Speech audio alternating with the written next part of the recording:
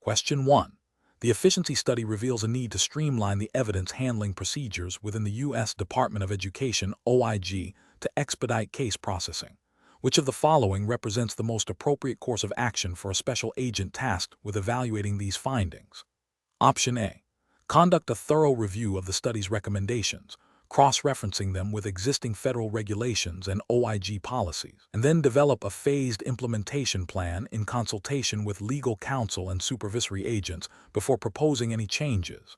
Option B. Disregard the study's findings, citing the established nature of current procedures and the potential disruption that any changes might cause to ongoing investigations. Option C. Immediately implement the most significant changes recommended by the study to demonstrate responsiveness and achieve rapid efficiency gains, assuming the study's authors have already considered all legal implications. Option D. Focus solely on adopting the recommendations that appear to reduce administrative overhead and paperwork, without a comprehensive assessment of their impact on the integrity and admissibility of evidence. The correct answer is A. Conduct a thorough review of the study's recommendations, cross-referencing them with existing federal regulations and OIG policies, and then develop a phased implementation plan in consultation with legal counsel and supervisory agents before proposing any changes. Explanation. The efficiency study reveals a potential for improved internal controls within the Office of Inspector General (OIG) for the U.S. Department of Education. This scenario is professionally challenging because it requires the special agent to balance the need for operational efficiency with the paramount importance of maintaining the integrity and legality of investigative processes. Misjudgments could compromise ongoing investigations, violate privacy rights, or lead to the exclusion of critical evidence, thereby undermining the OIG's mission. The best professional practice involves a systematic and documented approach to evaluating and implementing changes. This includes thoroughly understanding the existing policies and procedures, identifying specific areas for improvement based on the study's findings, and consulting with relevant stakeholders, including legal counsel and subject matter experts within the OIG. Any proposed changes must be vetted against federal regulations governing investigations, evidence handling, and data privacy, such as those outlined in the U.S. Code of Federal Regulations and Department of Justice guidelines. This ensures that efficiency gains do not come at the expense of due process or legal admissibility of findings.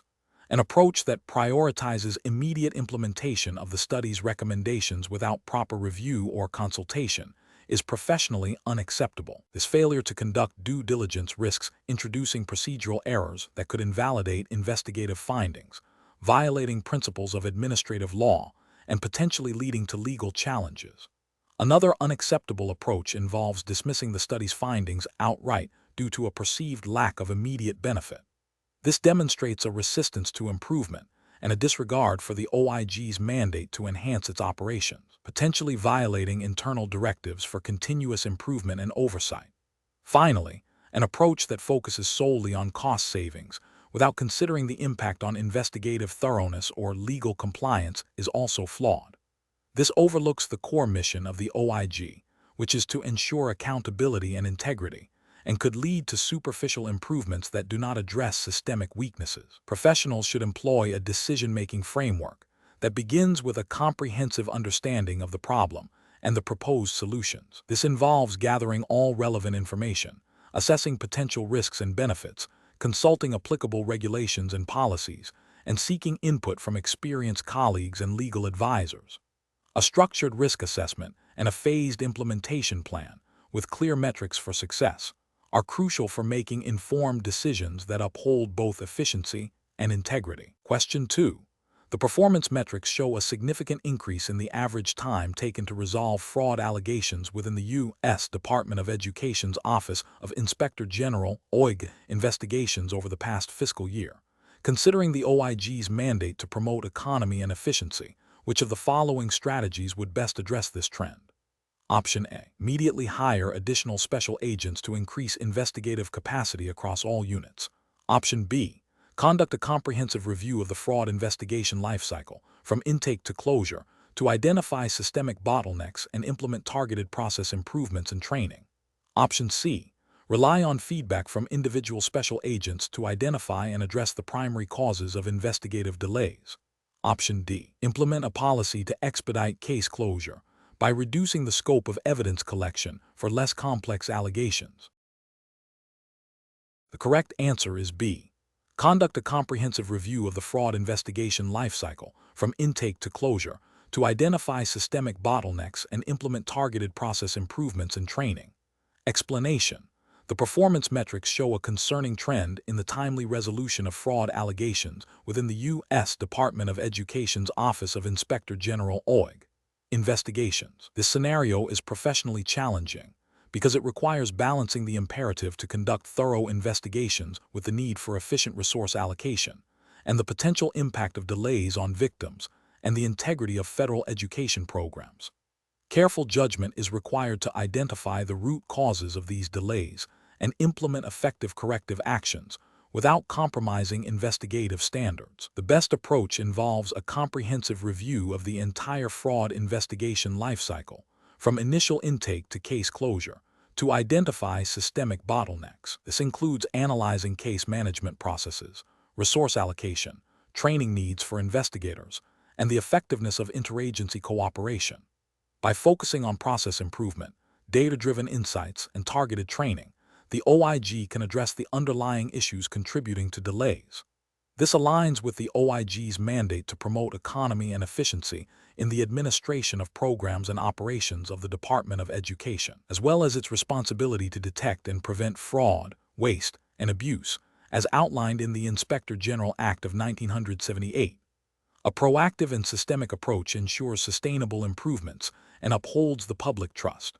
An approach that solely focuses on increasing the number of investigators without addressing underlying process inefficiencies is flawed. While more personnel might seem like a direct solution, it fails to account for potential bottlenecks in other areas, such as evidence analysis, legal review, or reporting, which could simply absorb the increased capacity without a proportional increase in output. This approach neglects the principle of efficient resource utilization and may lead to increased overhead without resolving the core problem. Another unacceptable approach is to prioritize closing cases quickly by reducing the depth of investigation. This directly contravenes the OIG's duty to conduct thorough and impartial investigations.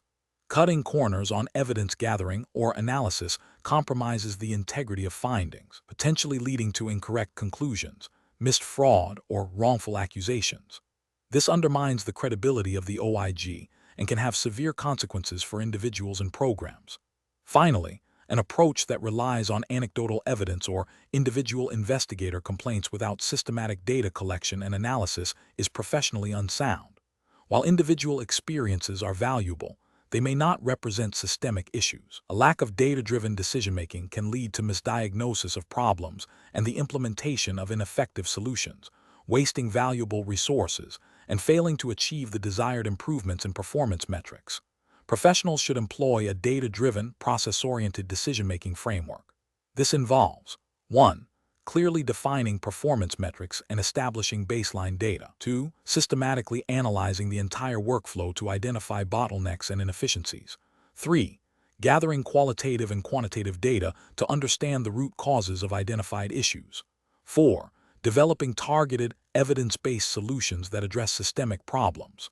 5. Implementing solutions and continuously monitoring their effectiveness, making adjustments as necessary. This iterative process ensures that improvements are sustainable and aligned with the OIG's mission and regulatory responsibilities. Question 3. Benchmark analysis indicates that a Department of Education OIG special agent in California has received credible information suggesting potential misuse of federal grant funds by a large public university. The agent has conducted initial inquiries and gathered some preliminary documentation that appears to raise concerns about the university's financial management practices related to the grant. What is the most appropriate next step for the special agent to take in California? Option A. Share the preliminary findings and suspicions with a trusted contact in the university's internal audit department to gauge their reaction and gather informal insights. Option B. Dismiss the concerns without further investigation, assuming the university has robust internal controls and is acting in good faith, given its status as a major educational institution. Option C. Meticulously gather and document all available evidence, then consult with their supervisor and the Office of General Counsel to review the findings and determine the appropriate course of action in accordance with federal regulations and OIG policies. Option D. Immediately confront the university's financial leadership with the preliminary findings and demand an explanation and immediate corrective actions to avoid further scrutiny. The correct answer is C. Meticulously gather and document all available evidence, then consult with their supervisor and the Office of General Counsel to review the findings and determine the appropriate course of action in accordance with federal regulations and OIG policies. Explanation. Scenario analysis.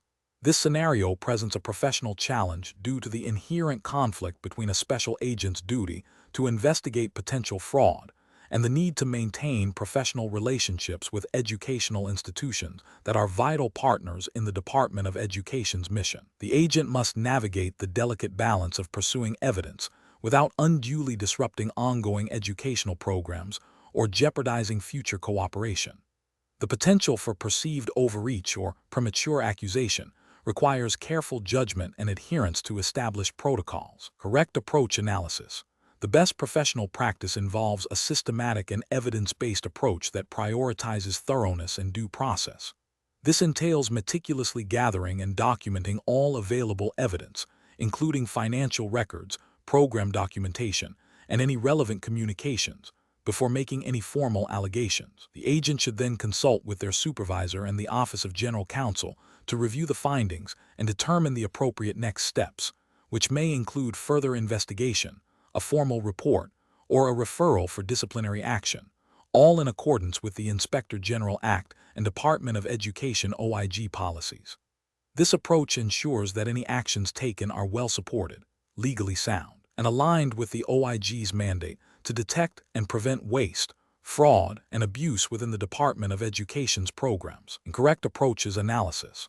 One incorrect approach involves immediately confronting the institution's leadership with suspicions based on preliminary findings and demanding immediate corrective action. This is professionally unacceptable because it bypasses the necessary investigative steps, lacks sufficient evidence to support a formal accusation, and could lead to unwarranted damage to the institution's reputation and the department's relationship with it. It violates the principle of due process and the requirement for substantiated findings before taking punitive measures. Another incorrect approach is to dismiss the initial concerns without further investigation, assuming that the institution is acting in good faith. This is professionally unsound, as it fails to uphold the OIG's responsibility to investigate potential fraud and abuse. It neglects the agent's duty to follow up on credible indicators of mismanagement or misconduct, potentially allowing significant waste or fraud to continue unchecked. This approach undermines the integrity of the OIG's oversight function. A third incorrect approach is to leak preliminary or unsubstantiated information about the investigation to external parties or the media. This is a severe ethical and professional breach. It violates confidentiality requirements, can prejudice the investigation, and unfairly harms the reputation of the institution and individuals involved before any wrongdoing has been proven. Such actions are contrary to the principles of fairness and due diligence expected of an OIG special agent. Professional reasoning. Professionals in this role should employ a structured decision-making process that begins with a thorough understanding of the allegations and the relevant regulatory framework. In this case, the Inspector General Act and Department of Education policies.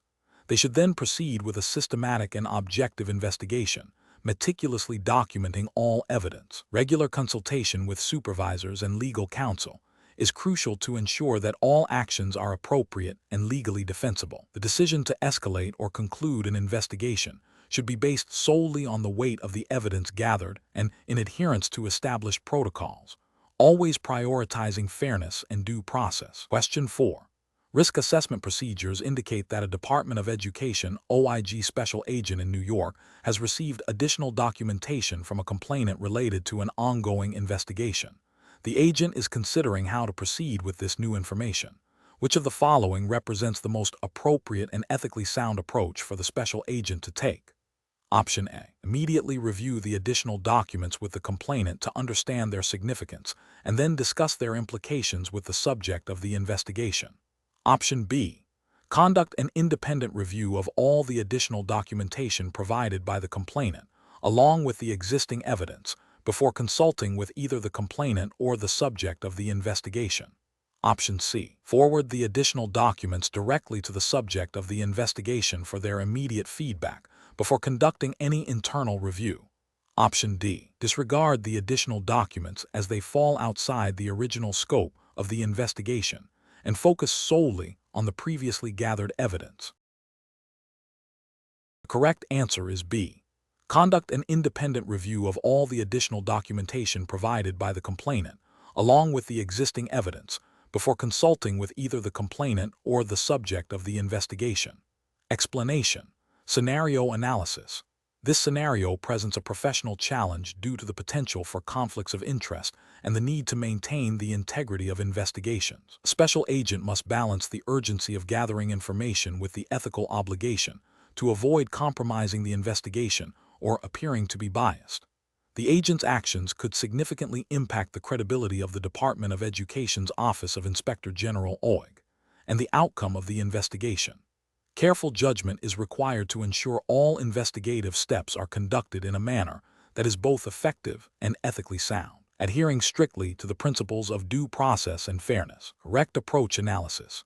The best professional practice involves conducting a thorough, independent review of all relevant documentation and evidence, including any information provided by the subject of the investigation, without prior consultation with the complainant. This approach ensures that the agent's assessment is based on objective facts and established investigative protocols, rather than being influenced by external pressures or preconceived notions. Specifically, the Department of Education (OIG's) investigative guidelines emphasize the importance of impartiality and the systematic collection of evidence. By reviewing all materials independently, the agent upholds the principle of unbiased fact-finding, which is paramount to maintaining the integrity of the OIG's investigative process and ensuring that conclusions are drawn solely from verifiable evidence. This aligns with the OIG's mandate to conduct thorough and objective investigations into fraud, waste, and abuse within the Department of Education. Incorrect approaches analysis.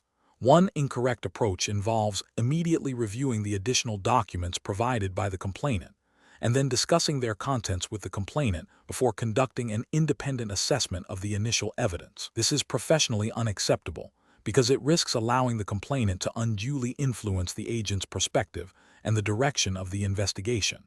It could lead to a biased review, where the agent prioritizes information that supports the complainant's narrative, potentially overlooking contradictory evidence, or failing to conduct a comprehensive, objective analysis of all available facts. This violates the OIG's ethical standards for impartiality and thoroughness.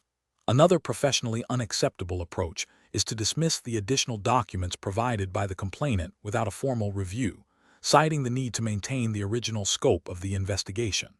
While maintaining scope is important, outright dismissal without consideration can lead to the overlooking of crucial evidence that might corroborate or refute existing findings. This approach fails to demonstrate due diligence and a commitment to a comprehensive investigation, potentially leaving critical leads unexplored and undermining the thoroughness expected of an OIG special agent.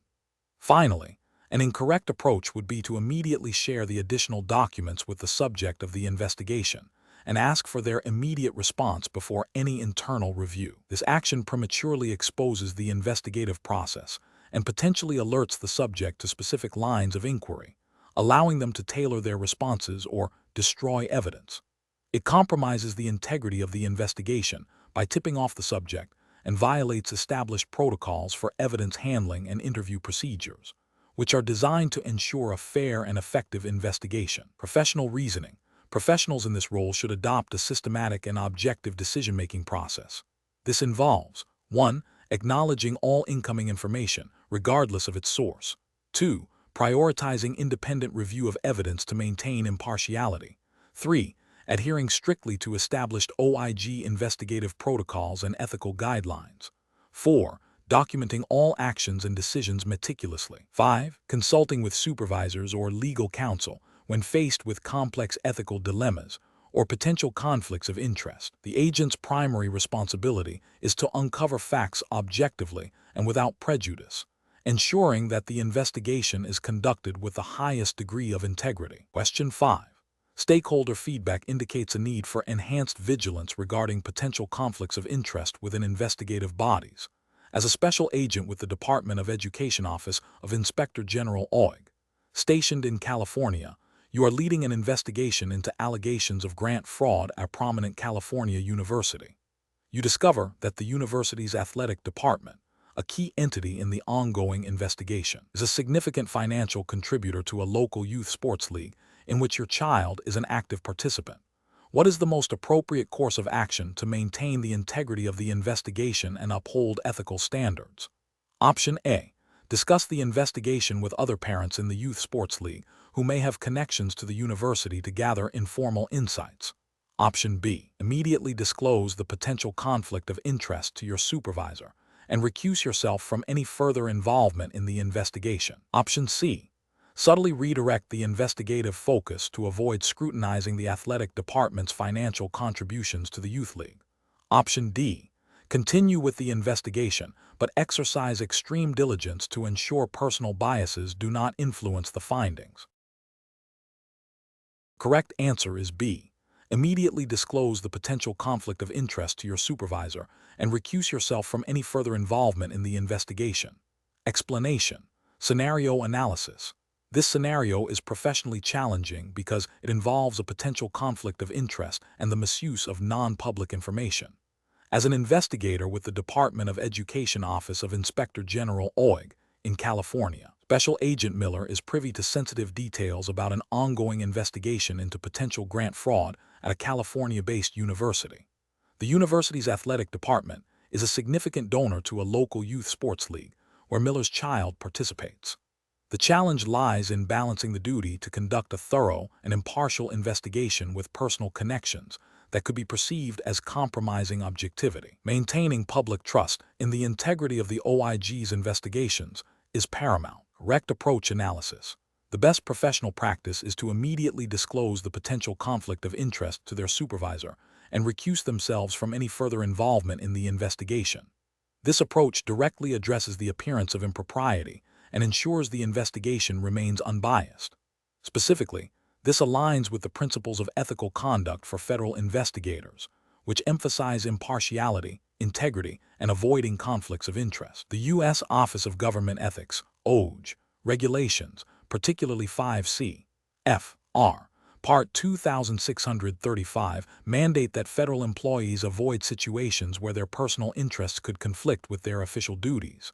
By disclosing and recusing, Agent Miller upholds these standards, preventing any perception that the investigation might be influenced by their personal ties to the university's athletic department or its financial support of the youth league. This proactive step safeguards the integrity of the investigative process and maintains public confidence in the OIG. Incorrect approaches analysis.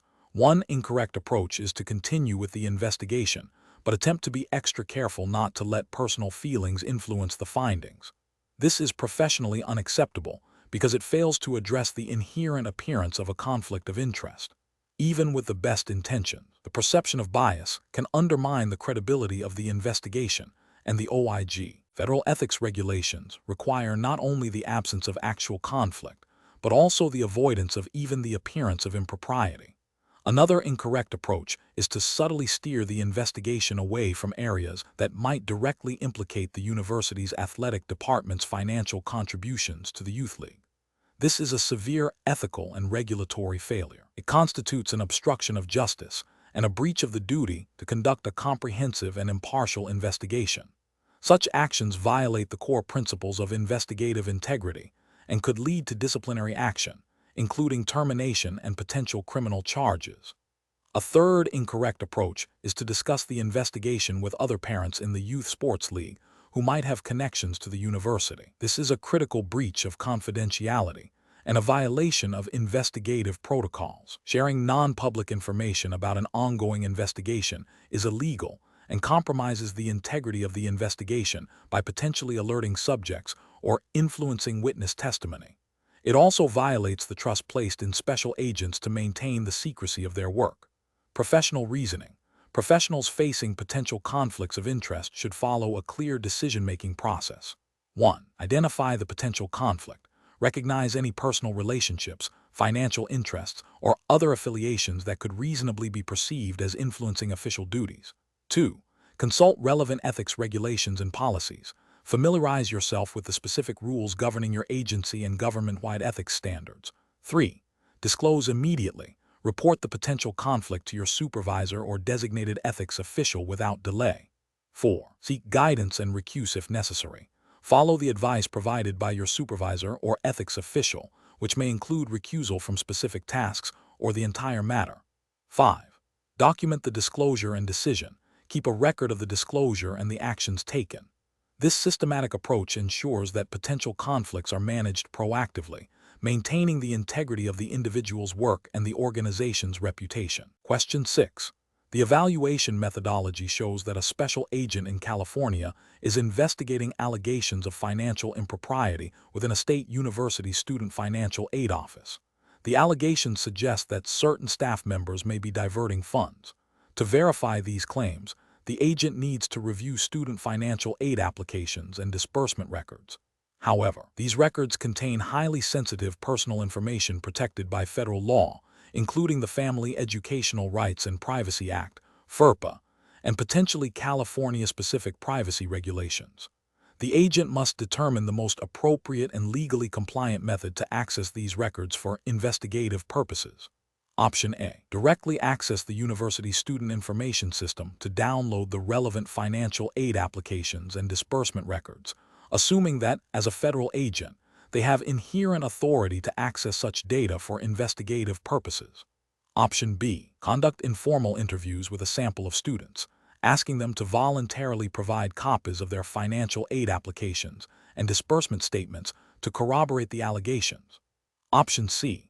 Formally request the student financial aid records from the university's designated records custodian, clearly stating the investigative purpose and adhering to FERPA provisions for disclosure to law enforcement agencies, while also ensuring compliance with any applicable California privacy laws. Option D. Advise the university to immediately suspend all financial aid disbursements and freeze all student financial records pending the outcome of the investigation, citing the seriousness of the allegations. The correct answer is C. Formally request the student financial aid records from the university's designated records custodian, clearly stating the investigative purpose and adhering to FERPA provisions for disclosure to law enforcement agencies, while also ensuring compliance with any applicable California privacy laws. Explanation. The evaluation methodology shows a scenario that is professionally challenging due to the inherent conflict between the need to protect student privacy and the mandate to investigate potential fraud. Special agents must exercise careful judgment to balance these competing interests, ensuring that investigations are conducted thoroughly yet ethically and in compliance with all applicable laws. The potential for misuse of sensitive information, or the chilling effect on reporting legitimate concerns, necessitates a robust and principled approach. The correct approach involves a systematic and legally sound method for obtaining information. This approach prioritizes obtaining necessary information through authorized channels, such as formal requests to the institution's designated records custodian, adhering strictly to the Family Educational Rights and Privacy Act (FERPA) and any relevant state-specific privacy laws in California. This ensures that the investigation proceeds with the necessary documentation while respecting the privacy rights of students and staff. By following established protocols for information requests, special agents demonstrate a commitment to due process and legal compliance, which is paramount in maintaining the integrity of their investigations and the trust of the educational community. An incorrect approach that involves directly accessing student records without proper authorization or a clear legal basis, such as a subpoena or court order, violates FERPA and California privacy statutes. This bypasses established procedures designed to protect sensitive educational information and could lead to the suppression of evidence obtained illegally, as well as disciplinary action against the agent. Another incorrect approach, which is to dismiss the allegations outright due to privacy concerns without attempting to gather any corroborating evidence through legal means, fails in the agent's duty to investigate potential fraud. This inaction could allow significant financial impropriety to continue unchecked, harming the institution and its stakeholders. Finally, an approach that involves informal questioning of students about sensitive academic or financial matters without clear consent or a defined investigative purpose risks violating privacy rights and could be perceived as coercive, undermining the credibility of the investigation. Professionals should employ a decision-making framework that begins with a clear understanding of the allegations and the relevant legal and regulatory landscape. This includes identifying all applicable federal laws, like FERPA, and state laws, such as California's Information Practices Act, governing privacy and data access. The next step is to determine the least intrusive yet effective method for gathering necessary evidence. This often involves consulting with legal counsel to ensure all investigative actions are legally defensible. Throughout the process, maintaining detailed records of all communications and actions taken is crucial for accountability and transparency. Question 7.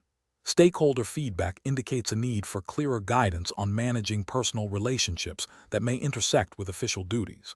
A special agent with the Department of Education Office of Inspector General OIG in California is investigating allegations of financial impropriety at a university. During the course of the investigation, the agent discovers that a key witness with potentially exculpatory information is a close personal friend from college. What is the most appropriate course of action for the special agent? Option A. Share general, non-specific details about the investigation's progress with the friend to maintain the personal relationship and manage their expectations. Option B. Immediately disclose the personal relationship to their supervisor and request to be recused from any further involvement with the investigation concerning this individual. Option C. Discreetly alter the scope of the investigation to avoid directly questioning the friend about sensitive financial matters, while still appearing to conduct a comprehensive review. Option D. Proceed with the interview of the friend, believing their personal objectivity will prevent any bias from influencing the outcome of the investigation. The correct answer is B. Immediately disclose the personal relationship to their supervisor and request to be recused from any further involvement with the investigation concerning this individual. Explanation. Scenario analysis. This scenario is professionally challenging because it involves a potential conflict of interest and the misuse of government resources. A special agent must navigate the delicate balance between maintaining professional relationships and upholding the integrity of investigations. The agent's personal connection to the subject of an investigation, coupled with the potential for preferential treatment or the disclosure of sensitive information, creates a significant ethical and regulatory minefield. Strict adherence to the Department of Education Office of Inspector General OIG policies and federal ethics regulations is paramount to avoid compromising the investigation and public trust. Correct approach analysis. The best professional practice is to immediately disclose the personal relationship to the special agent's supervisor and recuse oneself from any aspect of the investigation involving the individual. This approach is correct because it directly addresses the conflict of interest by ensuring impartiality and preventing any appearance of impropriety. Federal ethics regulations, such as those found in 5 C.F.R. Part 2635, Standards of Ethical Conduct for Employees of the Executive Branch, mandate that employees avoid situations where their personal interests could conflict with their official duties. Disclosing the relationship and recusing oneself aligns with the OIG's commitment to maintaining the highest ethical standards and ensuring the integrity of its investigative processes. This proactive step safeguards the investigation from any potential bias and upholds the agent's duty to the public. Incorrect approach is analysis. One incorrect approach is to proceed with the investigation without disclosing the personal relationship, believing that personal objectivity can be maintained. This is professionally unacceptable because it violates federal ethics regulations by failing to disclose a potential conflict of interest, creates an unacceptable appearance of impropriety, even if no actual bias occurs, and undermines the credibility of the OIG. Another incorrect approach is to subtly steer the investigation away from areas that might directly implicate the individual, while still appearing to conduct a thorough inquiry. This is professionally unacceptable as it constitutes a deliberate attempt to obstruct or improperly influence an official investigation, violating the agent's duty to conduct investigations impartially and diligently. It also breaches the trust placed in OIG agents to pursue all leads objectively. A third incorrect approach is to share general, non-specific information about the investigation with the individual to manage expectations or maintain the relationship, believing it does not compromise the investigation. This is professionally unacceptable because it violates OIG policies and federal regulations regarding the unauthorized disclosure of non-public information. Even seemingly innocuous information can be strategically used by a subject to alter their behavior or obstruct the investigation, thereby compromising its integrity. Professional reasoning. Professionals in this situation should employ a decision-making framework that prioritizes transparency, adherence to regulations, and the preservation of investigative integrity. This involves 1. Recognizing and identifying potential conflicts of interest immediately. 2. Consulting relevant ethical guidelines and agency policies. 3. Proactively disclosing the conflict to a supervisor. 4. Following supervisory guidance regarding recusal or reassignment. 5. Maintaining strict confidentiality of all investigative information. This systematic approach ensures that personal relationships do not compromise professional duties or the integrity of government investigations. Question 8.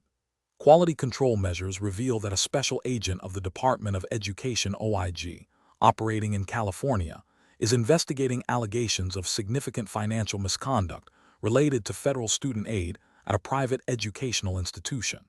The agent has credible information suggesting that key financial records and electronic data are about to be destroyed by the institution's administration. The agent is currently at the institution's administrative offices.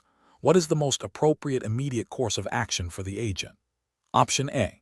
Secure the immediate vicinity of the suspected evidence to prevent its removal or destruction, and immediately contact the OIG legal counsel or supervisor for guidance on obtaining a warrant or proceeding further. Option B. Inform the institution's president about the investigation and request their voluntary cooperation in securing all relevant documents and data. Option C. Proceed with a thorough search of the administrative offices to gather all potential evidence, as the suspicion of imminent destruction justifies immediate action. Option D. Immediately seize all financial documents and electronic devices within the administrative offices to preserve potential evidence. The correct answer is A. Secure the immediate vicinity of the suspected evidence to prevent its removal or destruction, and immediately contact the OIG legal counsel or supervisor for guidance on obtaining a warrant or proceeding further. Explanation. Scenario analysis. This scenario presents a professional challenge due to the inherent conflict between the need to maintain the integrity of an investigation and the potential for an individual to obstruct justice or destroy evidence. Special agents of the Department of Education Office of Inspector General, OIG, in California, are tasked with investigating potential fraud in federal student aid programs. The challenge lies in balancing the immediate need to secure potential evidence with the legal and ethical obligations to conduct the investigation in a manner that respects individual rights and due process.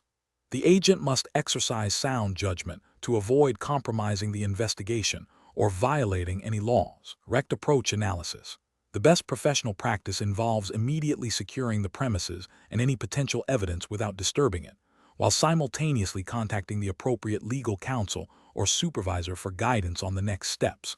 This approach is correct because it prioritizes the preservation of evidence, which is crucial for a successful investigation. California law, like federal law, generally requires a warrant to search and seize evidence. However, exigent circumstances can justify immediate action to prevent the destruction of evidence. By securing the scene and seeking legal advice, the agent acts to prevent evidence tampering, while ensuring that subsequent actions are legally sound and adhere to the strictures of the Fourth Amendment and relevant Department of Education OIG policies. This demonstrates a commitment to both investigative effectiveness and legal compliance. Incorrect approach is analysis. Taking immediate possession of all documents and electronic devices without a warrant or clear exigent circumstances constitutes an unlawful seizure. This violates the Fourth Amendment of the U.S. Constitution, which protects against unreasonable searches and seizures, and would likely render any obtained evidence inadmissible in court. It also bypasses established investigative protocols and legal review processes designed to ensure fairness and legality. Contacting the subject's employer to inform them of the investigation and request their cooperation in securing documents is inappropriate and potentially damaging to the investigation. This action could alert the subject, leading to the destruction of evidence, and could also constitute an unauthorized disclosure of non-public investigative information, potentially violating privacy laws and departmental regulations. It also risks prejudicing the subject's employment without due process.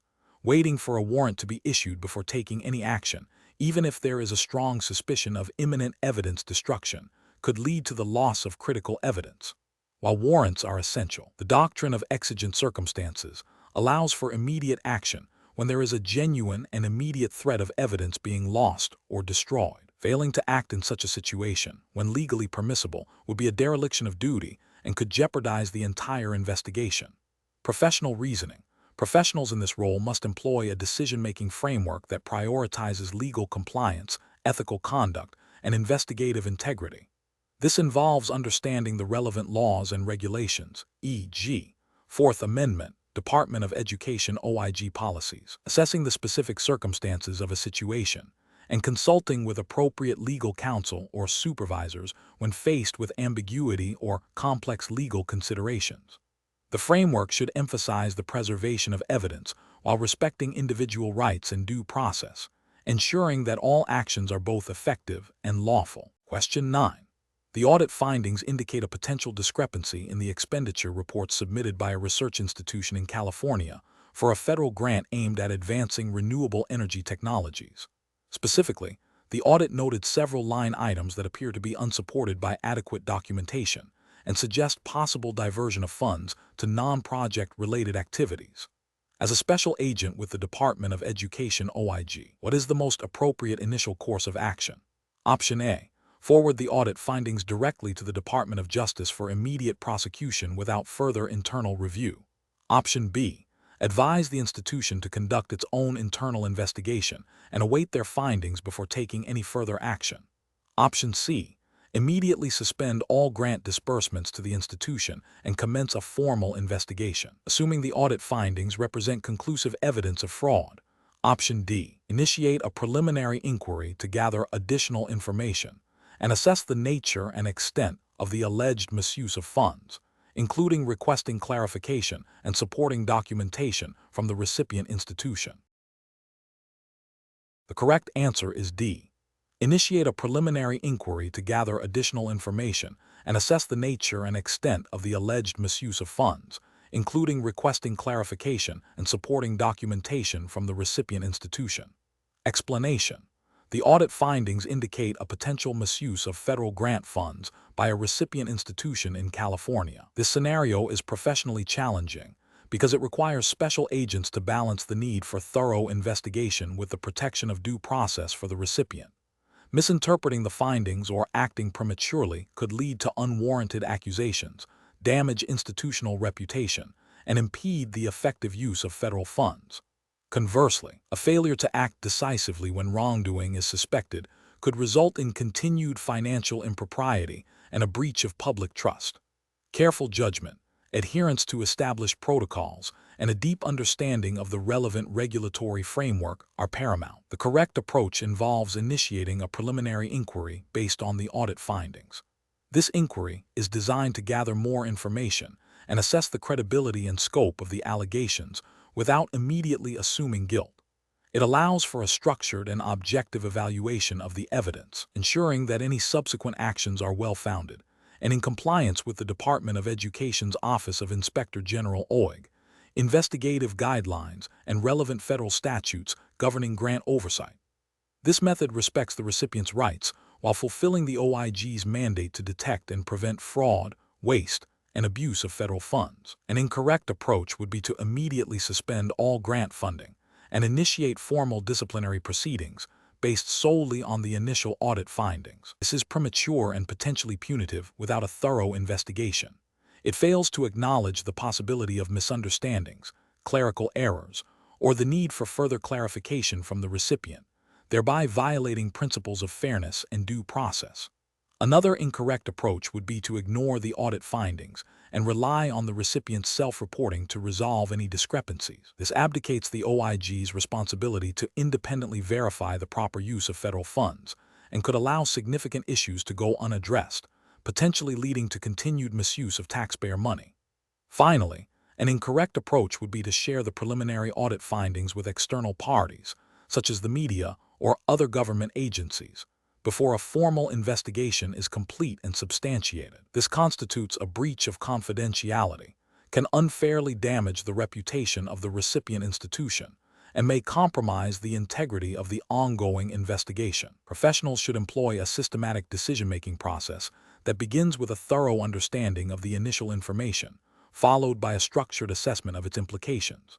This involves consulting relevant policies and procedures, determining the appropriate level of inquiry, and ensuring all actions are legally and ethically sound. The process should prioritize objectivity, fairness, and the efficient use of investigative resources, always with the goal of upholding the integrity of federal programs. Question 10. Analysis of a Department of Education OIG investigation into a university receiving federal grant funds reveals that the university has submitted expense reports totaling $500,000 for project. Upon review, the special agent identifies the following categories of potentially misused funds. 1. Equipment purchases totaling $150,000 that were not pre-approved as required by the grant terms. 2. Indirect costs claimed at a rate of 25% when the grant agreement explicitly limits indirect costs to 15%. The total direct costs for the project are $350,000. 3. Travel expenses totaling $50,000 that lack detailed receipts and justifications.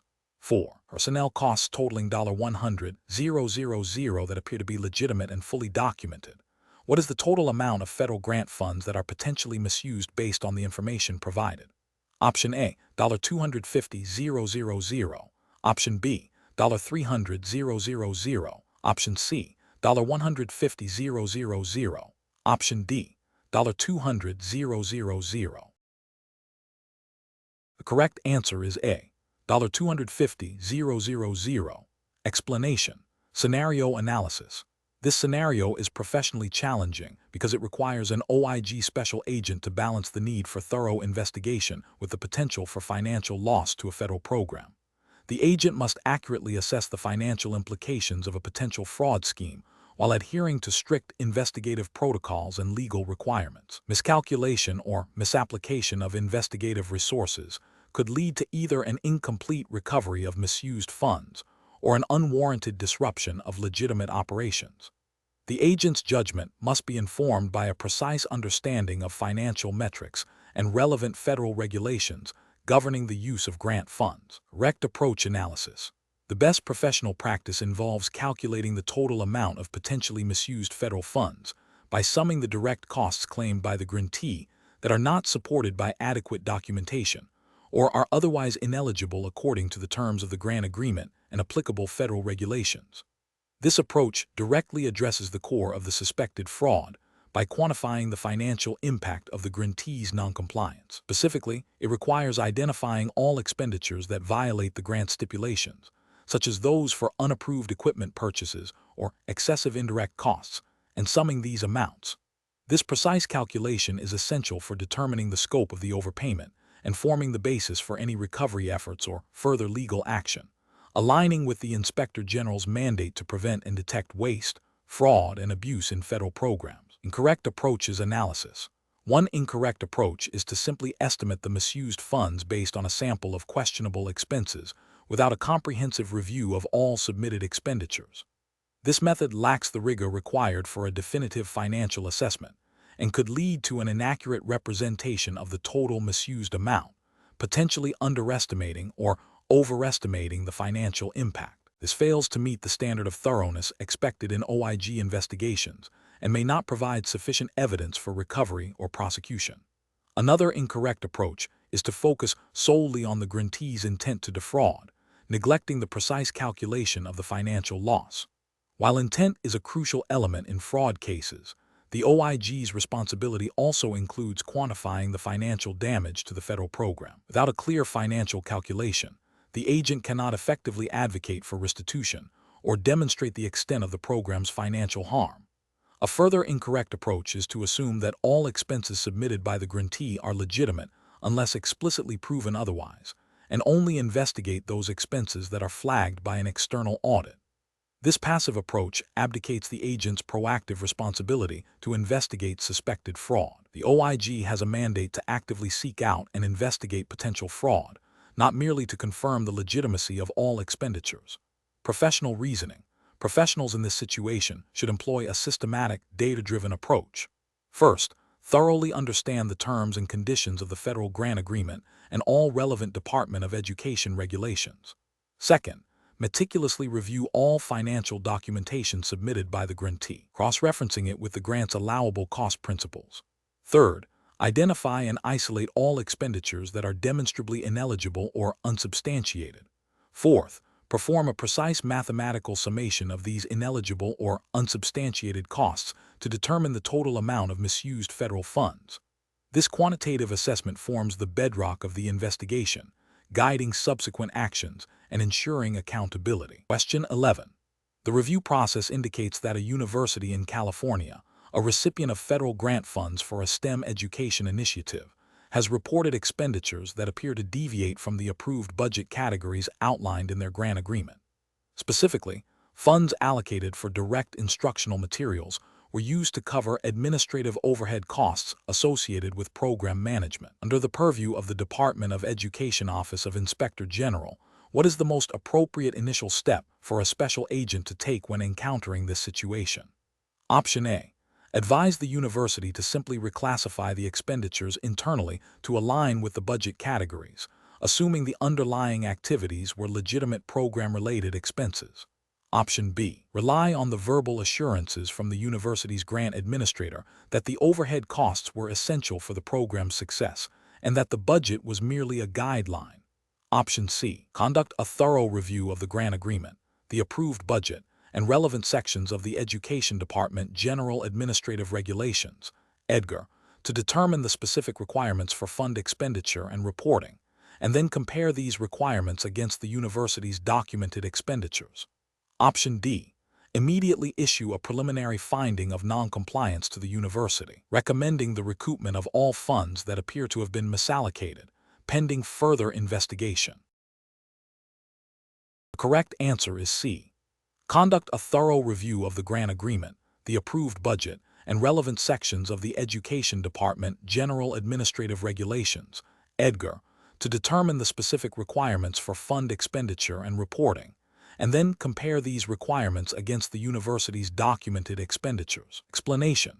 The review process indicates a potential violation of federal grant regulations concerning the proper management and reporting of funds allocated for educational programs in California.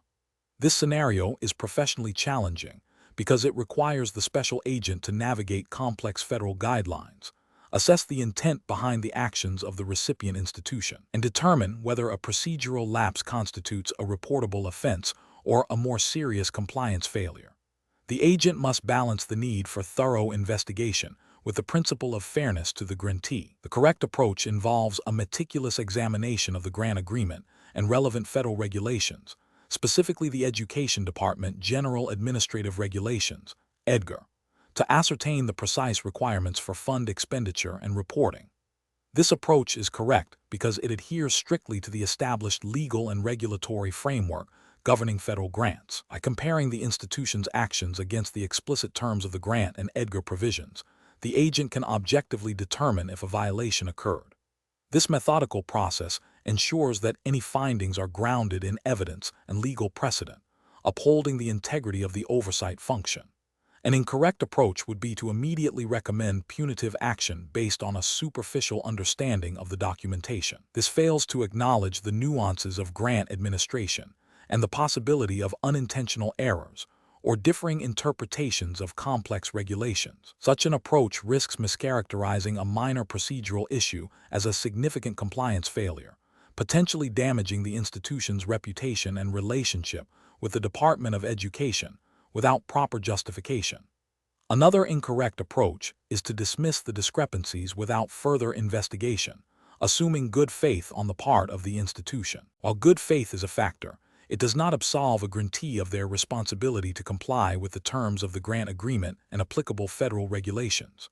Overlooking potential violations, even if unintentional, undermines the department's oversight mission and could allow for more serious issues to go unaddressed. A further incorrect approach would be to rely solely on anecdotal evidence or hearsay from internal staff without corroborating it with official documentation and regulatory requirements. This introduces subjectivity and bias into the investigation, making it difficult to establish a factual basis for any conclusions. The professional reasoning process for such situation should involve a systematic approach. First, thoroughly understand the grant agreement and applicable federal regulations, like EDGAR. Second, gather all relevant documentation and evidence from the grantee. Third, conduct a detailed analysis comparing the grantee's actions against the regulatory requirements. Fourth, if discrepancies are found, engage with the grantee to understand their perspective and gather further information. Finally, based on the totality of the evidence and regulatory interpretation, make an informed determination regarding compliance and recommend appropriate actions, which may range from corrective action plans to formal findings of noncompliance. Question 12. Performance analysis shows that a Department of Education OIG special agent in California, while reviewing case files, notices a former colleague, now working for a private entity that is frequently audited by the OIG, making inquiries about the status of an investigation that the special agent is involved in. What is the most appropriate and ethically sound course of action for the special agent to take? Option A. Immediately report the observed interaction and potential conflict of interest to their supervisor and the designated ethics official within the Department of Education OIG. Option B. Discuss the situation with other agents informally to gauge their opinions on how to handle it. Option C. Discreetly gather more information from the former colleague to understand the extent of their interest before deciding whether to report. Option D. Ignore the interaction, assuming it is a casual conversation and not indicative of a conflict of interest. The correct answer is A. Immediately report the observed interaction and potential conflict of interest to their supervisor and the designated ethics official within the Department of Education OIG. Explanation. Scenario analysis. This scenario is professionally challenging because it involves a potential conflict of interest and the misuse of non-public information. As an investigator for the Department of Education Office of Inspector General OIG in California, Special Agent Miller is privy to sensitive details about ongoing investigations. The temptation to leverage this information for personal gain, even indirectly, poses a significant ethical and regulatory risk. Maintaining the integrity of investigations and public trust is paramount, requiring strict adherence to ethical guidelines and departmental policies. Correct approach analysis.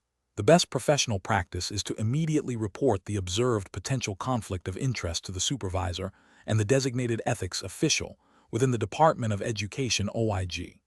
This approach is correct because it aligns with federal regulations governing the conduct of federal employees, specifically those concerning conflicts of interest and the safeguarding of non-public information. The standards of ethical conduct for employees of the executive branch, as enforced by the Office of Government Ethics, mandate that employees avoid situations where their personal interests could conflict with their official duties.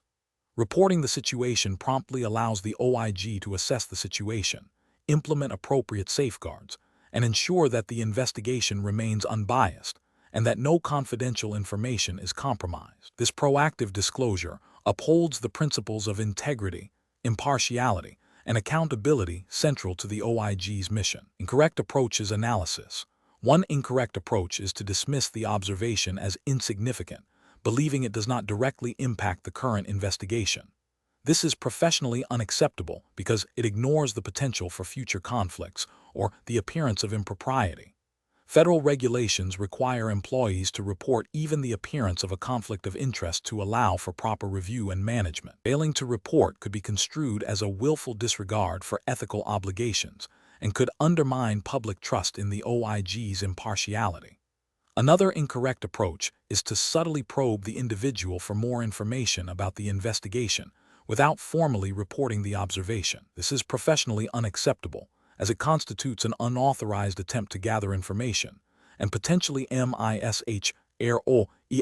non-public investigative details.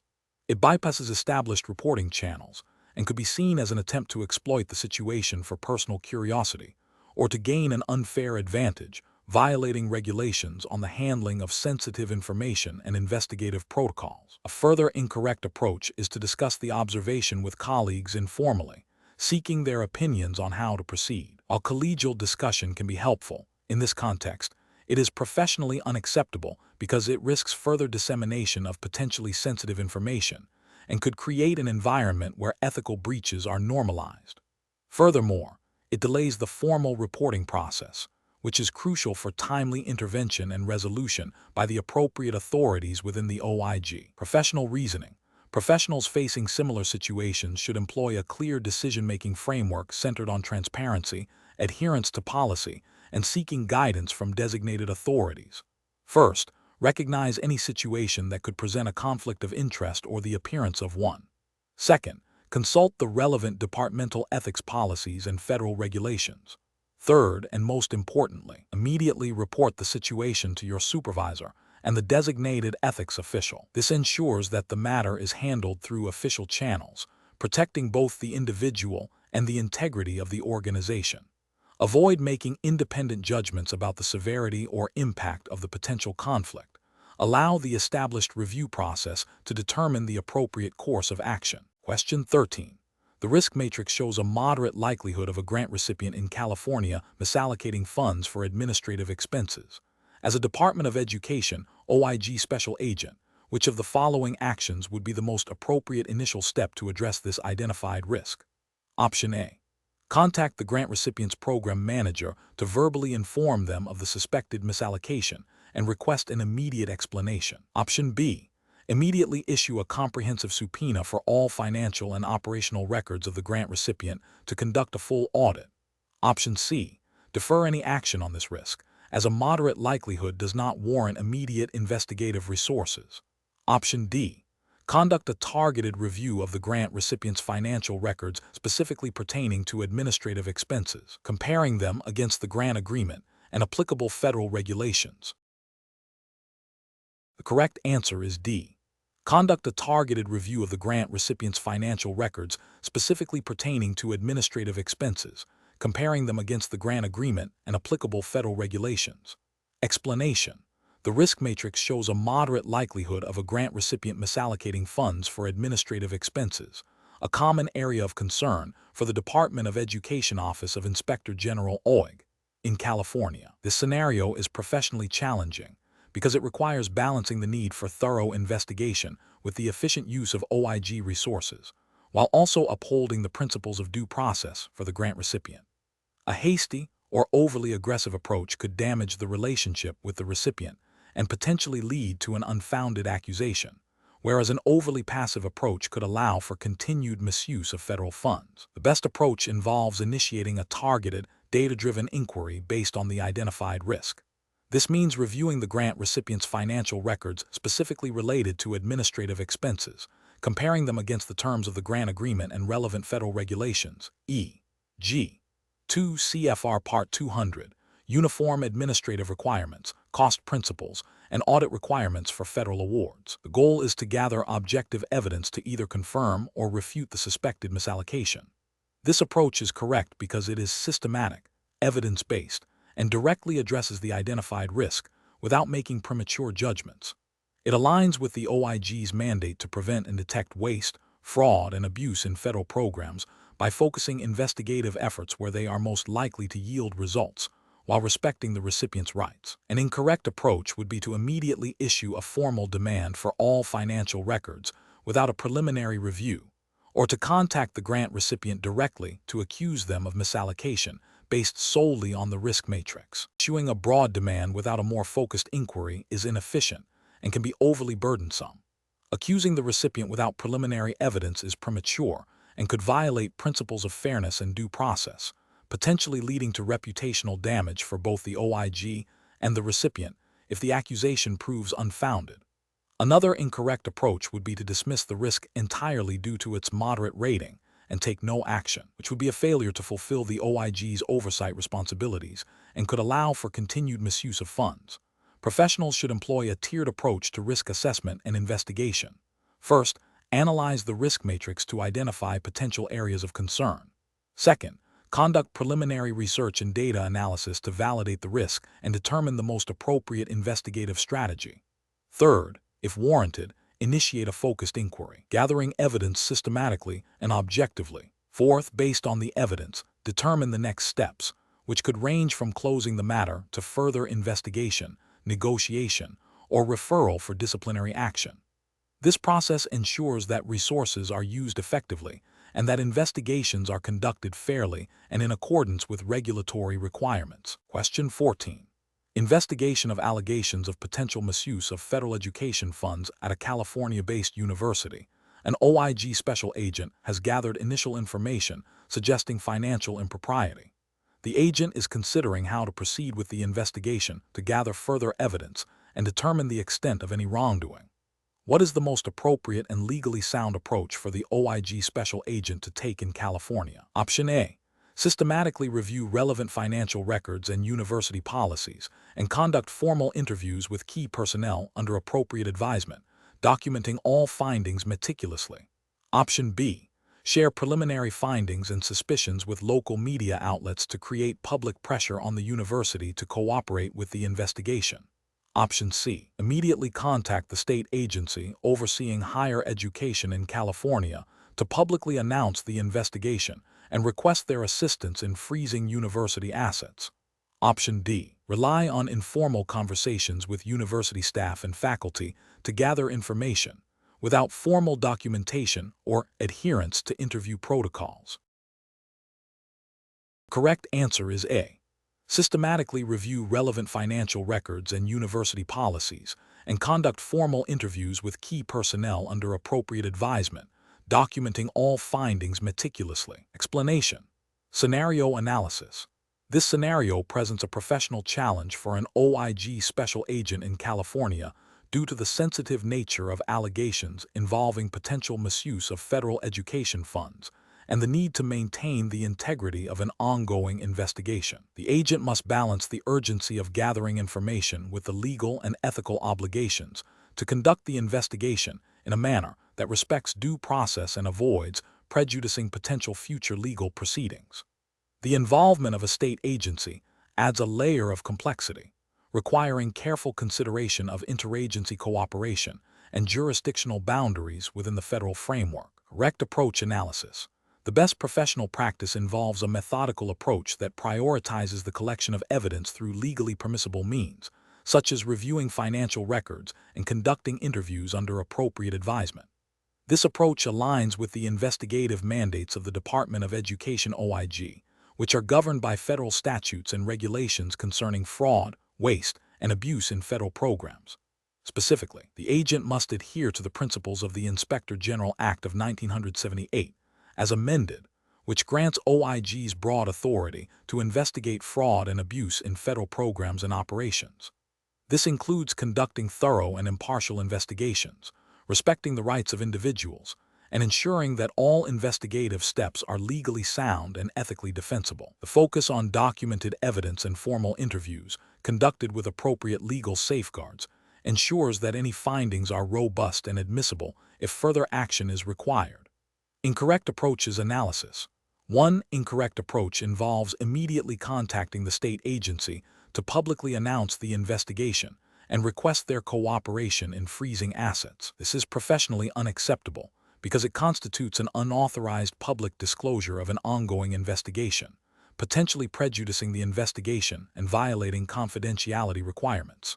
Furthermore, unilaterally requesting asset freezes without proper legal authorization or a court order is beyond the scope of an OIG agent's immediate authority and could lead to legal challenges and damage the investigation's credibility. Another incorrect approach is to rely solely on informal conversations with university officials to gather information without documenting these interactions or following established interview protocols. While informal information gathering can be a preliminary step, it lacks the rigor and legal standing of formal interviews.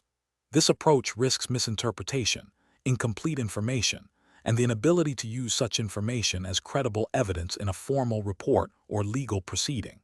It also fails to ensure that individuals are aware of their rights, which is a critical ethical and legal requirement in federal investigations. A third incorrect approach is to immediately share preliminary findings with the media to generate public awareness and pressure on the university.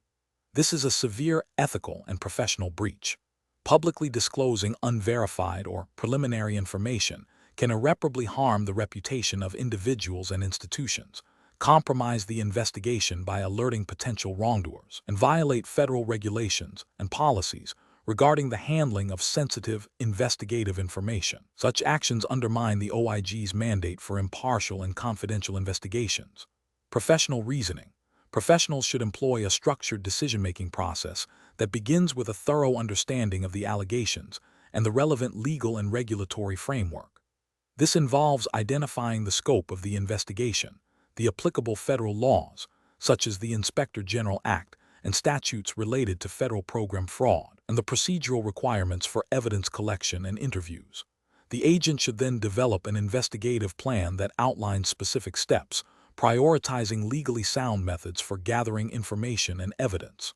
Throughout the investigation, maintaining confidentiality, respecting individual rights, and adhering to ethical guidelines are paramount. When interagency cooperation is necessary, it should be pursued through formal channels and in accordance with established protocols, ensuring that jurisdictional boundaries and legal authorities are respected. Question 15. Comparative studies suggest that when allegations of financial impropriety arise concerning entities receiving federal education funds in California, and a state-level investigation is already underway, what is the most prudent and legally sound initial course of action for a Department of Education OIG special agent? Option A. Immediately commence a comprehensive federal investigation, including issuing subpoenas and conducting interviews, without prior consultation with state authorities. Option B. Defer entirely to the California Attorney General's investigation, providing no federal resources or independent assessment, assuming state authorities will cover all aspects. Option C. Initiate a preliminary federal assessment to ascertain the extent of federal interest, and then formally engage with the California Attorney General's office to coordinate investigative efforts. Option D. Advise the California Attorney General's office that the federal OIG will not be involved due to the ongoing state investigation, without any preliminary federal review. The correct answer is C. Initiate a preliminary federal assessment to ascertain the extent of federal interest, and then formally engage with the California Attorney General's office to coordinate investigative efforts. Explanation. Scenario analysis. This scenario presents a professional challenge for an OIG special agent in California due to the sensitive nature of allegations involving potential misuse of federal education funds. The agent must navigate the complexities of interagency cooperation, evidence preservation, and the ethical imperative to conduct a thorough and impartial investigation without prejudicing ongoing state-level proceedings. Balancing the need for timely federal inquiry with respect for California's investigative authority requires careful judgment and adherence to established protocols. Correct approach analysis. The best professional practice involves initiating a preliminary assessment to determine the scope and nature of the federal interest in the allegations. This includes reviewing the initial complaint, identifying any potential violations of federal statutes or regulations administered by the Department of Education, and assessing whether the alleged misconduct directly impacts federal funding streams. If a federal nexus is established, the agent should then formally communicate with the California Attorney General's office to understand the status of their investigation, share relevant information within legal and ethical boundaries, and explore avenues for coordinated or parallel investigations. This approach ensures that the OIG acts within its statutory authority, respects the jurisdiction of state authorities, and maximizes the effectiveness of investigative efforts by avoiding duplication and potential conflicts. The justification lies in the OIG's mandate to investigate fraud, waste, and abuse in federal programs, which necessitates understanding the extent of federal involvement and cooperating with other law enforcement agencies to achieve a comprehensive resolution. Incorrect approaches analysis. One incorrect approach is to immediately launch a full-scale federal investigation, including subpoenas and interviews, without first consulting with the California Attorney General's office. This demonstrates a lack of respect for state jurisdiction and could potentially compromise the integrity of the state's ongoing investigation by tipping off subjects or interfering with evidence collection. It also risks duplicating efforts and misallocating federal resources. Another incorrect approach is to solely rely on the information provided by the California Attorney General's office without conducting any independent federal assessment. While cooperation is crucial, the OIG has a distinct mandate to investigate federal program integrity. Failing to conduct an independent assessment could mean overlooking specific federal violations or failing to gather evidence directly relevant to federal statutes, thereby abdicating the OIG's core responsibilities. A further incorrect approach is to dismiss the allegations entirely based on the existence of a state investigation, without any preliminary federal assessment. This is professionally unacceptable as it presumes that the state investigation will adequately address any potential federal concerns, which may not be the case. Federal funds are involved, and the OIG has a duty to ensure their proper stewardship, regardless of parallel state actions. Professional reasoning.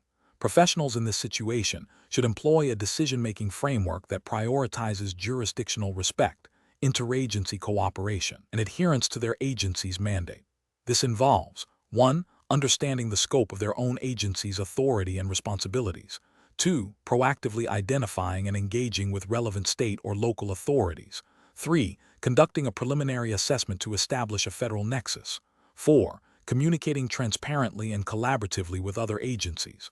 5. Documenting all interactions and decisions. This systematic approach ensures that investigations are conducted efficiently, ethically, and in full compliance with all applicable laws and regulations. Question 16. The investigation demonstrates that a special agent of the Department of Education OIG in California has received an anonymous tip alleging significant misuse of federal grant funds by a prominent educational institution. The agent is aware that the institution has a history of strong political connections.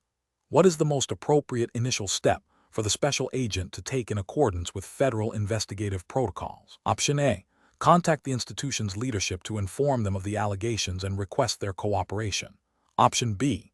Initiate a preliminary inquiry to gather and assess the credibility of the allegations. Option C. Dismiss the allegations due to the anonymous nature of the tip and the institution's political influence. Option D. Immediately launch a full-scale investigation, including subpoenas for financial records. The correct answer is B. Initiate a preliminary inquiry to gather and assess the credibility of the allegations. Explanation. The investigation demonstrates a scenario where a special agent of the Department of Education Office of Inspector General OIG in California is tasked with investigating allegations of grant fraud. The situation is professionally challenging because it requires balancing the imperative to uncover potential wrongdoing with the need to adhere strictly to federal regulations governing investigations, particularly concerning the handling of sensitive information and the proper initiation of formal inquiries. The agent must navigate potential conflicts of interest, ensure due process for individuals involved, and maintain the integrity of the investigation. Careful judgment is required to avoid premature conclusions or actions that could jeopardize the investigation or violate an individual's rights. The best professional approach involves initiating a preliminary inquiry based on the received allegations. This approach is correct because it aligns with established OIG investigative protocols, which mandate a systematic and documented process for evaluating initial information. A preliminary inquiry allows the agent to gather and assess the credibility of the allegations without immediately triggering formal investigative procedures that might require notification or have broader implications. This initial phase is crucial for determining if sufficient grounds exist to warrant a full-scale investigation, thereby ensuring that investigative resources are used efficiently and appropriately. This aligns with the principles of regulatory compliance by ensuring that investigative actions are justified and follow established procedures, preventing unnecessary disruption or premature accusations. An incorrect approach would be to immediately launch a full investigation without a preliminary assessment. This is professionally unacceptable because it bypasses a critical procedural step designed to validate allegations. It could lead to wasted resources, unwarranted scrutiny of individuals or entities, and potential legal challenges if the investigation is initiated on flimsy grounds. Furthermore, it may violate the principles of due process and fair investigation. Another incorrect approach is to dismiss the allegations outright without any form of assessment. This is professionally unacceptable, as it fails to uphold the OIG's mandate to investigate potential fraud and abuse of federal funds. Such an approach could allow significant wrongdoing to go unaddressed, undermining public trust and the effective stewardship of educational resources. It demonstrates a failure to adhere to the core mission of the OIG.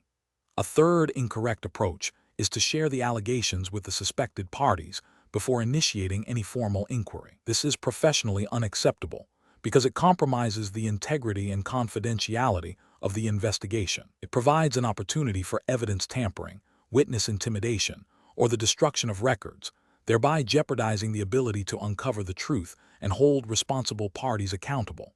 This action would violate fundamental investigative ethics and potentially legal requirements for maintaining investigative secrecy. The professional reasoning process for similar situations should involve a methodical approach. First, thoroughly review and document all incoming allegations.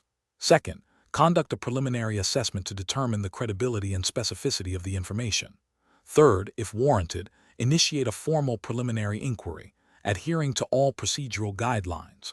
Fourth, based on the findings of the preliminary inquiry, decide whether to proceed with a full investigation, close the matter, or take other appropriate action, always ensuring compliance with federal regulations and ethical standards. Question 17. Assessment of a Department of Education (OIG) special agent's response to a credible allegation of misuse of federal grant funds at a large public university in California. What is the most appropriate initial step to gather information regarding the alleged financial improprieties? Option A. Informally interview several university employees who may have direct knowledge of the grant's expenditure without notifying institutional leadership. Option B. Immediately issue a subpoena for all financial records associated with the federal grant to the university's finance department. Option C. Formally contact the university's compliance officer or legal counsel to request specific financial records and documentation pertaining to the grant. Option D. Share preliminary concerns about the alleged misuse of funds with a local investigative journalist to gauge public reaction. Correct answer is C. Formally contact the university's compliance officer or legal counsel to request specific financial records and documentation pertaining to the grant. Explanation. The scenario presents a common challenge for Department of Education Office of Inspector General (OIG) special agents, balancing the need for thorough investigation with the protection of individual privacy and the integrity of ongoing inquiries. The professional challenge lies in obtaining necessary information without compromising the investigation's effectiveness or violating established protocols and legal boundaries. Careful judgment is required to navigate these competing interests. The best approach involves initiating a formal, documented inquiry through the appropriate channels. This means directly contacting the institution's designated compliance officer or legal counsel to request specific records and information related to the alleged misuse of federal funds. This method ensures that the request is officially recorded, routed to the correct personnel within the institution, and allows for a structured response that respects institutional procedures. This aligns with the OIG's mandate to investigate fraud, waste, and abuse in federal education programs, as outlined in the Inspector General Act of 1978, and emphasizes adherence to due process and established investigative protocols. It also respects the institution's right to be formally notified and to respond through its designated representatives, thereby maintaining a professional and legally sound investigative posture. An approach that involves informally questioning employees without the knowledge or consent of institutional leadership is professionally unacceptable. This bypasses established communication channels, potentially creating an adversarial relationship with the institution and undermining the OIG's credibility. It could also lead to the inadvertent disclosure of sensitive information or the intimidation of employees, violating ethical standards and potentially jeopardizing the investigation by alerting subjects prematurely. Another unacceptable approach is to immediately issue a subpoena for all financial records without first attempting to obtain the information through a formal request. While a subpoena is a powerful investigative tool, Its immediate use without prior engagement can be seen as overly aggressive and may damage the cooperative relationship necessary for a comprehensive investigation. It also fails to provide the institution with an opportunity to voluntarily provide the requested information, which is often a more efficient and less disruptive method. This can be perceived as a failure to exhaust less intrusive means of information gathering. Finally, an approach that involves sharing preliminary findings with external parties, such as media outlets or other government agencies not directly involved in the investigation, before the inquiry is complete and formally concluded, is highly inappropriate. This constitutes a breach of confidentiality, can prejudice potential witnesses or subjects, and could compromise the integrity of the investigation. It violates ethical obligations to maintain the confidentiality of ongoing investigations and could have legal repercussions. Professionals should employ a decision-making framework that prioritizes adherence to legal mandates, established investigative procedures, and ethical considerations. This involves understanding the scope of their authority, respecting institutional protocols, and employing a graduated approach to information gathering, starting with less intrusive methods before escalating to more formal or coercive measures. Maintaining clear communication, documentation, and confidentiality are paramount throughout the investigative process. Question 18. Stakeholder feedback indicates concerns regarding potential misuse of federal education funds by a specific educational institution operating within the state of California. As a Department of Education OIG special agent investigating these allegations, you have gathered preliminary evidence suggesting systemic issues that could impact multiple programs. However, the investigation is still in its early stages, and revealing specific details could compromise its integrity. How should you proceed regarding communication with relevant state of California Department of Education officials? Option A. Leak information about the investigation to a local news outlet to pressure the institution and encourage cooperation. Option B. Immediately disclose all investigative findings and specific allegations to the state of California Department of Education officials to ensure full transparency. Option C. Discreetly inform relevant state of California Department of Education officials about the general nature of the investigation and the types of potential risks identified, without revealing specific details that could jeopardize the investigation or compromise individual privacy. Option D. Withhold all information from the state of California Department of Education officials, citing the need for absolute investigative secrecy. The correct answer is C. Discreetly inform relevant state of California Department of Education officials about the general nature of the investigation and the types of potential risks identified, without revealing specific details that could jeopardize the investigation or compromise individual privacy. Explanation. Scenario analysis. This scenario presents a professional challenge due to the inherent tension between maintaining confidentiality of an ongoing investigation and the need to inform relevant stakeholders about potential risks or findings. Special agents must balance their duty to protect sensitive information with their responsibility to ensure the integrity of educational programs and the safety of students. Failure to act appropriately can lead to compromised investigations, reputational damage to the Department of Education, and potential harm to individuals. Correct approach analysis. The best professional practice involves discreetly informing the relevant state of California Department of Education officials about the nature of the investigation and the types of potential risks identified, without revealing specific details that could jeopardize the investigation or compromise the privacy of individuals involved. This approach acknowledges the state's oversight role and their need to be aware of systemic issues that might affect their programs, while strictly adhering to the confidentiality requirements of federal investigations. This aligns with the principles of intergovernmental cooperation and responsible information sharing, ensuring that the state can take appropriate preventative or corrective measures within their purview without compromising the OIG's investigative process. Incorrect approach is analysis. One incorrect approach is to immediately disclose all investigative findings and specific allegations to the state of California Department of Education officials. This would violate the confidentiality provisions governing OIG investigations, potentially tipping off subjects, leading to destruction of evidence, and undermining the integrity of the investigation. It also risks premature judgment and public disclosure of unproven allegations. Another incorrect approach is to withhold all information from the State of California Department of Education officials, citing investigative secrecy. While confidentiality is crucial, complete silence can be detrimental if systemic issues are identified that pose an immediate risk to students or the integrity of state-administered federal programs. This failure to communicate potential risks, even in a generalized manner, can be seen as a dereliction of duty to protect the public interest and the effective administration of federal funds. A third incorrect approach is to leak information about the investigation to the press or other unauthorized parties. This is a severe breach of professional ethics and legal requirements, leading to irreparable damage to the investigation, the reputation of the individuals involved, and the Department of Education. It demonstrates a profound lack of judgment and disregard for established protocols. Professional reasoning. Professionals should employ a risk-based, graduated approach to information sharing.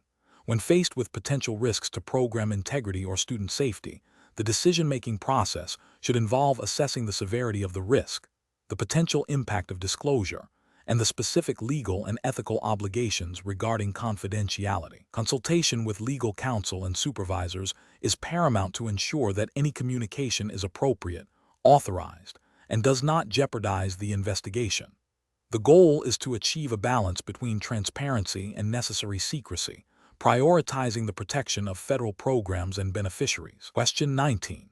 Regulatory review indicates that a Department of Education OIG special agent in California has a spouse employed by a private educational consulting firm that is a frequent bidder on federal grant contracts. This firm has recently submitted a proposal for a significant grant currently under OIG investigation for potential misuse of funds. Which of the following represents the most appropriate and ethically sound course of action for the special agent? Option A. Withdraw from the investigation without formally reporting the conflict to supervisors or ethics officials, believing personal recusal is sufficient. Option B. Immediately disclose the potential conflict of interest to their supervisor and the OIG's designated ethics official, requesting guidance on recusal or other appropriate measures. Option C. Continue with the investigation, exercising extra diligence to remain impartial, and avoid any direct involvement with aspects of the investigation that specifically target the spouse's firm. Option D. Discreetly delegate investigative tasks related to the spouse's firm to a subordinate agent, ensuring the subordinate is unaware of the agent's personal connection. The correct answer is B. Immediately disclose the potential conflict of interest to their supervisor and the OIG's designated ethics official, requesting guidance on recusal or other appropriate measures. Explanation. Regulatory review indicates a potential conflict of interest involving a Department of Education Office of Inspector General OIG, special agent in California. The agent's spouse is employed by a private educational consulting firm that frequently bids on contracts funded by federal grants administered by the Department of Education. The firm has recently submitted a proposal for a significant grant that the OIG is currently investigating for potential misuse of funds. This scenario is professionally challenging because it directly implicates the agent's impartiality and the integrity of the OIG's investigative process. Maintaining public trust and ensuring a fair and unbiased investigation are paramount. Careful judgment is required to navigate the personal and professional obligations without compromising the OIG's mission. The best professional approach involves immediate and full disclosure of the potential conflict of interest to the agent's supervisor and the OIG's designated ethics official. This approach is correct because it adheres to federal ethics regulations, specifically those governing conflicts of interest for federal employees, such as those outlined in the Standards of Ethical Conduct for Employees of the Executive Branch, 5 C.F.R., Part 2635, and the Department of Education's internal ethics policies. Prompt disclosure allows the OIG to implement appropriate safeguards, which may include recusal from the investigation, reassignment of duties, or other measures to ensure the investigation proceeds without actual or perceived bias. This proactive step upholds the principles of integrity and accountability central to the OIG's mandate, an approach that involves continuing with the investigation while attempting to remain impartial without informing supervisors is professionally unacceptable. It fails to acknowledge the appearance of impropriety, which can be as damaging as an actual conflict. It violates the duty to disclose potential conflicts and undermines the trust placed in OIG agents. Another professionally unacceptable approach is to delegate investigative tasks related to the spouse's firm to a subordinate agent without disclosing the personal connection. While it might seem like a way to avoid direct involvement, it does not resolve the underlying conflict of interest. The agent remains in a supervisory role where their personal interest could indirectly influence the investigation's direction or outcome, and it still bypasses the required disclosure protocols. Finally, an approach that involves withdrawing from the investigation without formally reporting the conflict to the appropriate ethics officials is also professionally deficient. A recusal is often the correct outcome. The process must be formally managed through established OIG procedures to ensure proper oversight and to prevent future similar situations from arising without proper notification and resolution. Professionals should employ a decision-making framework that prioritizes transparency, adherence to ethical guidelines, and consultation with designated ethics officials. When a potential conflict of interest arises, the immediate steps should be to identify the nature of the conflict, consult relevant ethics regulations and policies, and report the situation promptly to supervisors and ethics counselors. This ensures that appropriate measures are taken to protect the integrity of the investigation and maintain public confidence. Question 20. Consider a scenario in California where a recipient of Federal Department of Education grant funds for educational technology initiatives has been found to have submitted 12 fraudulent invoices for equipment that was never delivered. The relevant federal statute, as interpreted by the Department of Education's Office of Inspector General Guidelines, stipulates a penalty of $11,500 per false claim, adjusted annually for inflation. For the period in question, the inflation adjustment has increased this per claim penalty by 15%. What is the total potential penalty the institution faces based on these fraudulent invoices? Option A, $158,700. Option B, $149,500.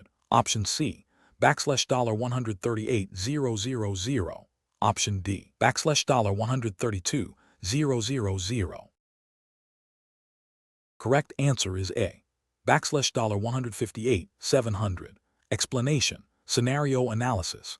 This scenario presents a professional challenge involving the accurate calculation of potential financial penalties for a violation of federal grant regulations. As an OIG special agent, precise financial assessment is critical for determining the appropriate course of action, whether it be recommending repayment, civil penalties, or criminal prosecution. Miscalculating the penalty could lead to underpenalizing a significant fraud, thereby undermining the integrity of federal programs, or overpenalizing a minor infraction, leading to an unjust outcome and potential legal challenges. The complexity arises from understanding the specific penalty provisions within the Department of Education's regulations and applying them to the facts of the case. Correct approach analysis. The best professional practice involves a meticulous calculation of the potential penalty based on the specific statutory and regulatory framework governing the federal grant program in question. This includes identifying the relevant penalty provisions, such as those found in the False Claims Act, 31 U.S.C. Section 3729, etc., if applicable, or specific program-level penalties outlined by the Department of Education. The calculation must accurately reflect the number of false claims submitted and the statutory per-claim penalty amount, adjusted for inflation as required by law. For instance, under the False Claims Act, the penalty is a minimum of $5,000 and a maximum of $10,000 per false claim, adjusted annually for inflation. If the institution submitted 15 false claims and the inflation-adjusted penalty is $13,508 per claim, as of a hypothetical recent year, the total potential penalty would be calculated as \15 claims times $13,508 claim equals $202 620 . This approach ensures that the assessment is grounded in established legal authority and provides a quantifiable basis for further investigative and enforcement actions, aligning with the OIG's mandate to protect federal funds. Incorrect approaches analysis. One incorrect approach is to estimate the penalty based on a general percentage of the total grant funds misused. This is professionally unacceptable because it lacks a basis in specific statutory or regulatory requirements. Federal penalty provisions are typically calculated on a per-claim or per-violation basis, not as a broad percentage of the total funds. Such an estimation would be arbitrary and could significantly under or overstate the actual liability, failing to meet the standard of due diligence required in an official investigation. Another incorrect approach is to simply multiply the total amount of misused funds by a standard interest rate. While interest may be a component of recovery, it is not the primary basis for civil penalties under federal grant fraud statutes. Penalties are designed to punish wrongdoing and deter future violations, and their calculation is explicitly defined by law, not by a simple financial accrual rate. This method would fail to capture the punitive and deterrent aspects of the penalty provisions. A third incorrect approach is to rely on the penalty amounts from a different, unrelated federal program or a state-level regulation. Each federal program and jurisdiction has its own specific statutory and regulatory framework for penalties. Applying rules from one context to another is a fundamental error that ignores the principle of jurisdictional specificity and legal authority. This would render the penalty assessment invalid and unenforceable. Professional reasoning. Professionals should approach such calculations by first identifying the precise statutory and regulatory authority governing the grant program and the alleged violation. This involves consulting relevant statutes, e.g., False Claims Act-specific program statutes, and the Code of Federal Regulations, CFR, pertaining to Department of Education grants. Next, they must meticulously identify each distinct violation or false claim. The per-claim or per-violation penalty amount, including any inflation adjustments, must then be applied to each identified instance. Documentation of each step in the calculation, including the source of the penalty amounts and the justification for identifying each violation, is crucial for defensibility. If there is ambiguity, consulting with legal counsel within the OIG or the Department of Justice is a necessary step to ensure accuracy and compliance.